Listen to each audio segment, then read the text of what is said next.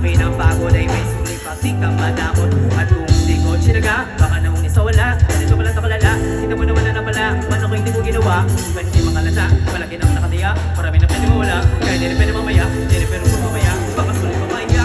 Kung na parang yung milalang simula sa babati ng ala. Matagal kong hindi ka ng pangalawa, di mo na tayo kalat. Hindi mo na kinapinaba, kung wala akong pinisirun. Kita mo ngayon ang bumunga, tumukuna. Kung mamiro ko sa pero di pinalula.